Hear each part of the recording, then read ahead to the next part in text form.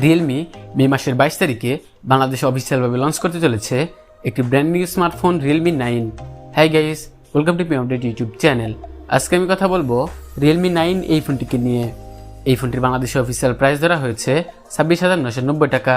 তো চলুন দেখা যাক এই প্রাইস রেঞ্জের ভিতরে এই ফোনে কী কী স্পেসিফিকেশন থাকছে। তো আপনারা অবশ্যই ভিডিওটি প্রথম থেকে শেষ পর্যন্ত দেখবেন। আশা করি ভিডিওটি কেউ মিস করবেন না।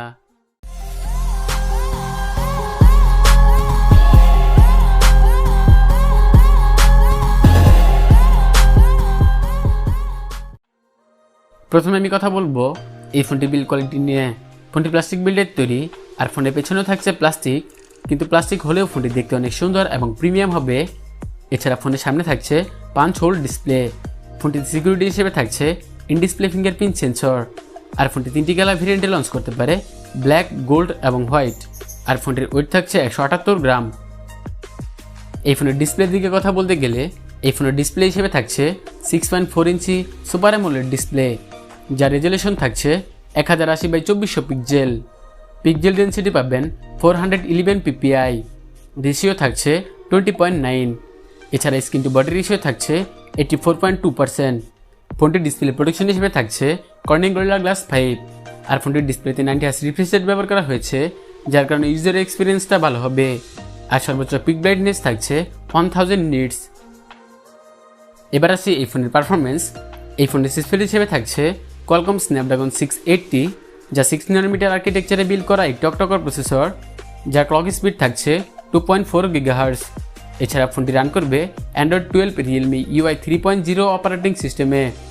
ফোনটিতে জিপিইউ হিসেবে থাকছে Adreno 610। আর ফোনটি বাংলাদেশে একটি র্যান্ডম ভেরিয়েন্টে লঞ্চ করা হবে 8GB 128GB। এছাড়া মাইক্রো SD কার্ডের মাধ্যমে আপ টু 256GB পর্যন্ত মেমোরি কার্ড ব্যবহার করা যাবে। এবার আসি এই ফোনের ক্যামেরা। এই ফোনের পেছনে থাকছে ট্রিপল ক্যামেরা সেটআপ, যার প্রাইমারিতে থাকছে 108 মেগাপিক্সেল। এছাড়া রয়েছে 8 মেগাপিক্সেল আলট্রা ওয়াইড লেন্স এবং 2 মেগাপিক্সেল ম্যাক্রো লেন্স।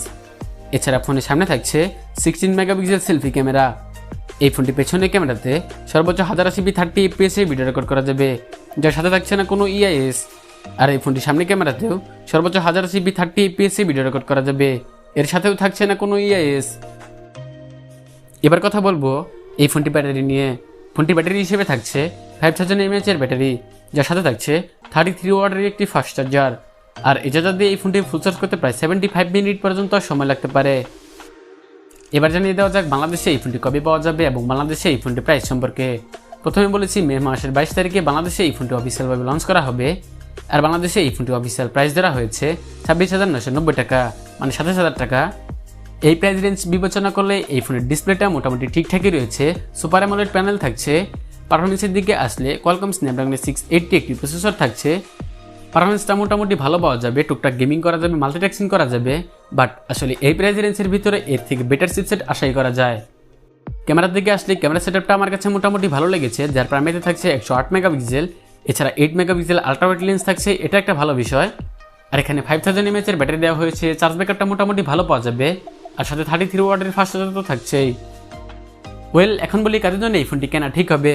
যারা আসলে এই বাজেট সেগমেন্টের মধ্যে গুড লুকিং একটি ফোন কিনতে যাচ্ছেন, ডিসপ্লেটা ভালো হইতে হবে, ক্যামেরা সেটআপ ভালো হইতে হবে, এছাড়া চার্জ ব্যাকআপ ভালো হইতে হবে, তারা এই ফোনটি দেখতে পারেন। তো এই ছিল আজকের ভিডিওটি ভালো লাগলে অবশ্যই লাইক করতে পারেন, চাইলে আপনার বন্ধুবান্ধবদের সাথে ভিডিওটি শেয়ার করতে পারেন এবং আমার চ্যানেল সাবস্ক্রাইব করে পাশে থাকা বেল বাটনটি বাজিয়ে দিতে ভুলবেন না। গাড়ি এবং বাইক চালানোর সময় ফোনে কথা বলা থেকে বিরত থাকবেন। তো আবার কথা হবে নেক্সট কোনো ভিডিওতে। সে পর্যন্ত ভালো থাকবেন, সুস্থ থাকবেন। Thanks for watching this video.